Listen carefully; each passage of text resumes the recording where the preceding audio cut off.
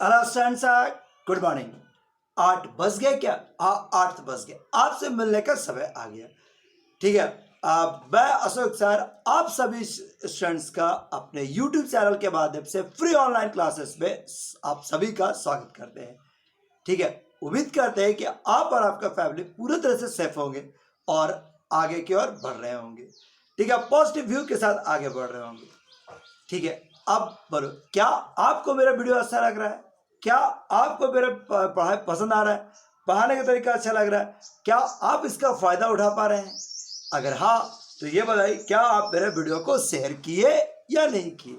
अगर नहीं किए तो पसंद आपको नहीं आया, ठीक है बात। और अगर पसंद आया तो मेरा वीडियो को शेयर जरूर कीजिए, लाइक और शेयर जरूर कीजिए, ज्यादा फैलाइए, तब तो एक अच्छा कंप्यूटर आपको मिल पाएगा। चलिए पढ़ाई को स्टार्ट करते हैं। अभी आपको जैसा मालूम है कि हम लोग कॉम्प्लेक्स नंबर का एक चैप्टर से पढ़ा रहे हैं, जिसमें अब हाल फिलहाल कल परसों आपको मॉडुलस का ज्योमेट्रिकल मीनिंग सिखा रहे हैं, या उसी में बेस्ट कुछ क्वेश्चन दिखाए। आज फिर से हम मॉडुलस पर बेस्ट कुछ क्वेश्चंस जो कॉम्पिटिटिव लेवल में आ सकते हैं या आए हुए हैं या आएंगे, उन सभी क्वेश्चन को लेकर आए हैं आपको सिखाने के लिए, मदद देने के लिए, इंटरेस्ट देने के लिए। क्या आप इंटरेस्टेड है सीखने के लिए? अगर हाँ, तो पूरा मन से स्टार्ट कीजिए, और अगर नहीं तो फिर वीडियो को छोड़ दीजिए। और अगर इंटरेस्टेड है तो शुरुआत करने से पहले ये बताइए, क्या आप प्रीवियस वीडियो देख चुके या नहीं देखे? अगर नहीं देखे तो पहले उनको देखिए, तब इसको क्लास अटेंड कीजिए।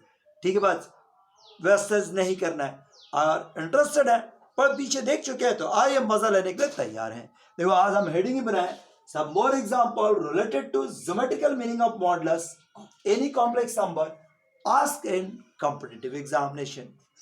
ठीक है, तो मॉडुलस पर बेस्ट क्वेश्चंस प्रीवियस वीडियो देखा हुआ है, तो आपको हम एक क्वेश्चन के साथ शुरुआत करते हैं। लीजिए पहला क्वेश्चन वो जो हाल फिलहाल में आया है, माने 2019 में ये क्वेश्चन आया हुआ था। आप देखना चाहेंगे तो देखिए, हम क्वेश्चन लेके आए हैं। Let Z1 and Z2, let Z1 and Z2 are any two complex number।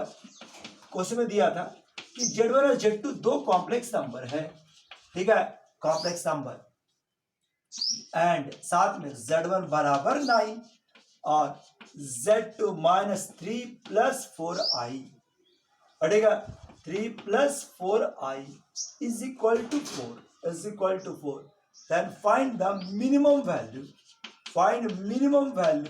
of Z1 minus Z2 का मॉडुलस। Z1 और Z2 दो कॉम्प्लेक्स नंबर है। पहला कॉम्प्लेक्स नंबर इसको सेटिस्फाइड करता है, दूसरा कॉम्प्लेक्स नंबर इस इक्वेशन को सेटिस्फाइड करता है, तो ये लेसे निकालिए। अगर एक स्टूडेंट पढ़ा हुआ नहीं रहेगा तो आराम से कॉम्प्लेक्स नंबर लेगा, x1 y1 x2 y2, और फिर इसको पुट करके निकालने की कोशिश करेगा। लेकिन अंदाजा कितना हेवी हो जाएगा, इतना हेवी कि लास्ट में वो छोड़ देगा। और आप ज्योमेट्रिकल मीनिंग जानते हो, देखो कितना आसानी से बनता है, विद इन 1 और 2 मिनट के अंदर एक क्वेश्चन बन जाएगा। ठीक है, बस तो आओ इसको स्टार्ट करते हैं। थोड़ा सा जगह हमको चाहिए, इसलिए क्वेश्चन को नोट कर चुके होंगे, तो हम क्वेश्चन को मिटाते हैं, साइड में लिख देते हैं, थोड़ा सा काम का चीज। Z1 का मॉडुलस कितना था? 9, और Z2 -3 + 4i का मॉडुलस कितना दिया हुआ है? 4 का मॉडुलस दिया हुआ है 4, और आपसे कह रहा है कि Z1 और Z2 के बीच का डिफरेंस का मॉडुलस निकाल दीजिए। अब बताओ, पहले एक बार पिछला वीडियो अगर देखे हुए हैं तो आपको मालूम होगा, जरा से याद दिलाइए, क्या आप मॉडुलस ऑफ Z1 बराबर 9 का मतलब समझते हैं? मॉड ऑफ Z बराबर 9 का मतलब क्या होता है? This will represent a circle whose center is 0 0 and radius is 9। नहीं याद है ना? चलो इसको हम लोग फिगर बनाते हैं, थोड़ा बड़ा ही फिगर बनाते हैं। एक सर्किल दिखाने की कोशिश करेंगे। एक सर्किल, इसका सेंटर 0 0 और रेडियस 9, सर्किल 0 0 और रेडियस 9। Z1 क्वेश्चन के मुताबिक Z1 कहाँ लाइज कर रहा है? इस पूरे सर्किल के सरकमफ्रेंस पर। Z1 lies on the circumference of the circle. इतना बार समझ में आया? हाँ, इतना तो समझ में आया। दूसरा लाइन, Z2 -3 + 4i = 4। क्या इतना समझ सकते हैं? पहचाना इसको? ये क्या है? This again represent a circle, centre is 3 4, radius is 4। Centre 3 4 कहां पर होगा? ये पूरा 9 है, लगभग 3 यहां पर, 3 और ये 4 यहां पर, सेंटर 3 4। और रेडियस तुम्हारे पास देखो यहां पर आया लगभग, ठीक है, और रेडियस 4 है, इस सर्किल का रेडियस 4 है, ठीक है। अगर तुम्हें इसको सेंटर देखो 3 4, ध्यान से देख लो, ये आपका 0 0 है, ठीक है। ये इस डाटा को देखो, इसको अगर हम मिलाते हैं, पहचानो इसको ज्योमेट्री से, ये डिस्टेंस 5 और ये डिस्टेंस 4, ये बढ़ेगा। अगर तुम इसका सेंटर ज्योमेट्री का कंसेप्ट जानता होगा तो मालूम है सेंटर के बीच का दूरी, सेंटर के बीच का दूरी जो होगा, अगर रेडियस के डिफरेंस के बराबर आ जाए, 9 - 4 के बराबर आ जाए, तो हम कह सकते हैं कि सर्किल कुछ इंटरनली टच करेगा ऐसा। अगर ये कंसेप्ट जानता होगा तो देखो यही है, अगर दो सर्किल इंटरनली टच करे, इसके लिए जरूरी क्या है कि सेंटर के बीच का दूरी रेडियस के डिफरेंस के बराबर होना चाहिए, R1 - R2।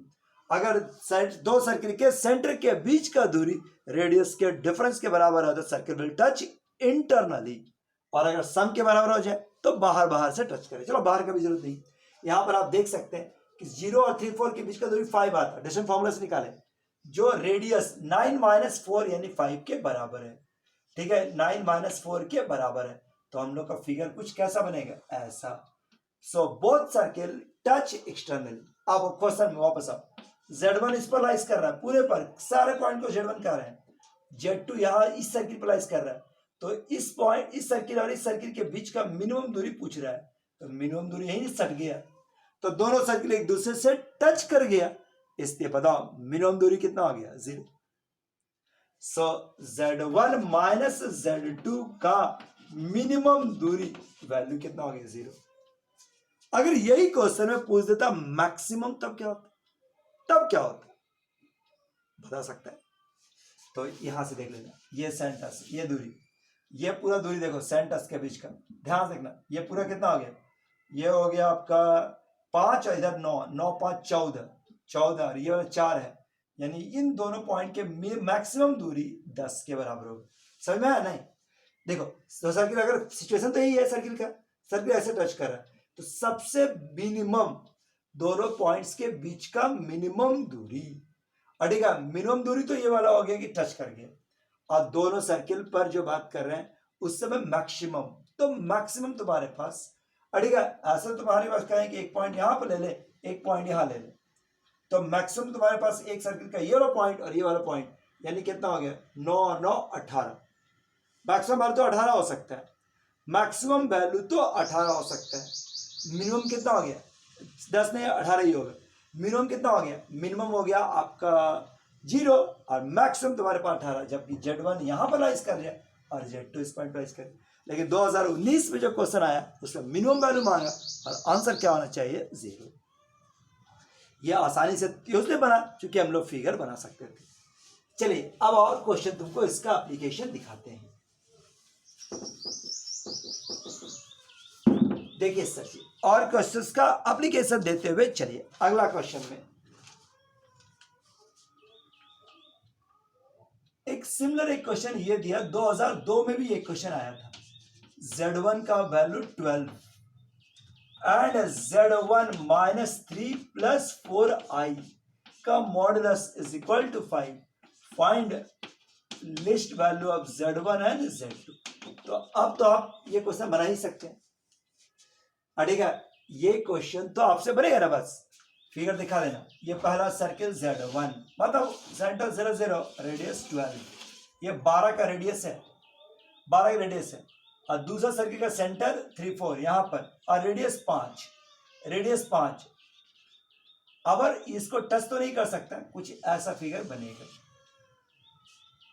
ठीक है, 3 4 है ना, 3 4 है, x का वैल्यू 3 है, तो ऐसा तो नहीं कहो और काटता हुआ चलेगा, ये देखो ऐसा नहीं आएगा, कुछ इस तरह का फिगर बन जाएगा,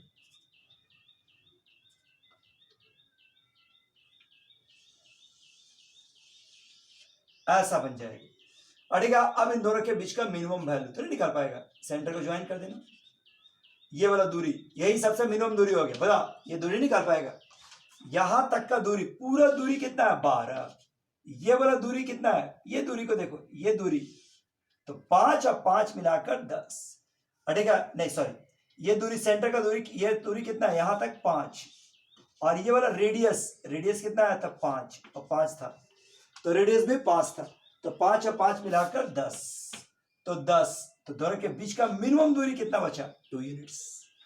2 यूनिट्स क्या आया था बड़ी क्या, मतलब सर्किल कुछ इस प्रकार का जा रहा है।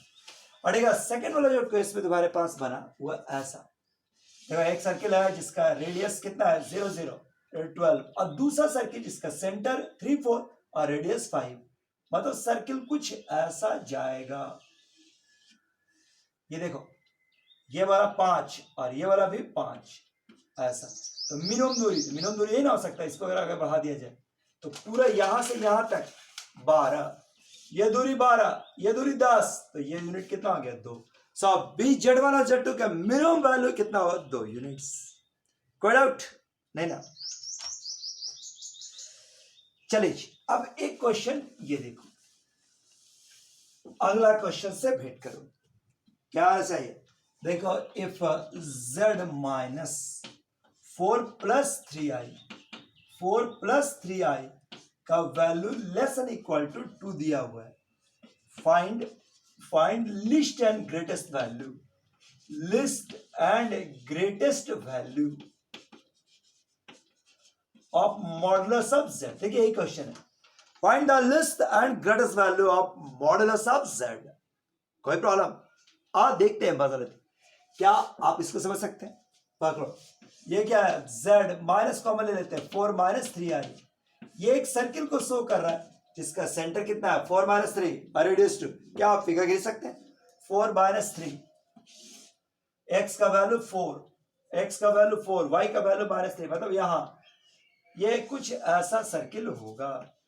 देखो ये सर्किल सेंटर कितना हो गया 4 माइनस 3 और रेडियस कितना 2 के बराबर है।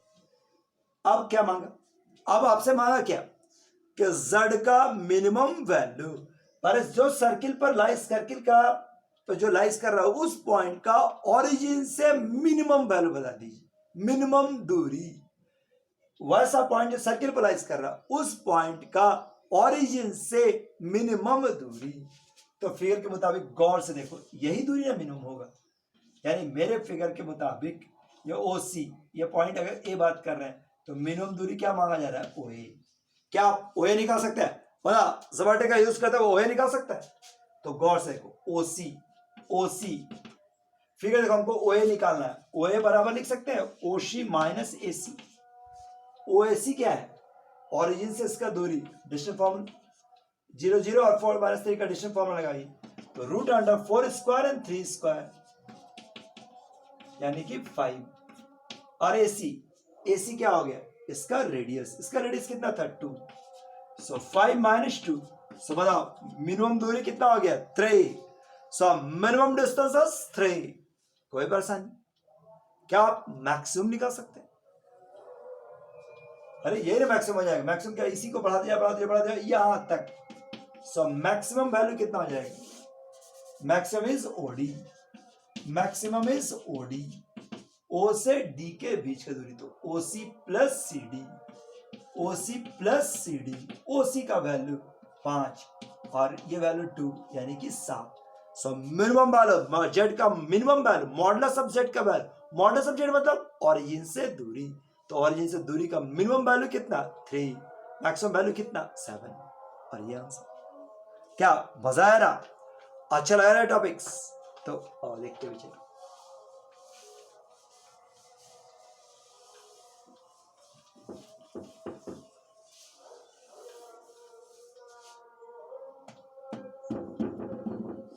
हाँ अब और नेक्स्ट इस क्लास को एक बार देख लो। देखो एक आपसे क्वेश्चन कहा Z minus 24i is less and equal to 15, find the least and positive value of argument of Z. Find the less than positive value of argument of Z. Z का minimum और positive value निकाले argument of Z का, तो चले पहचानो, इसको पहचानो। ये एक सर्किल जिसका सेंटर 0.25 0.25 रेडियस 15, फिगर खींचते हैं। जिसका सर्किल का सेंटर क्या 0.25, ये 0.25 रेडियस 15, मतलब यहां से जाएगा।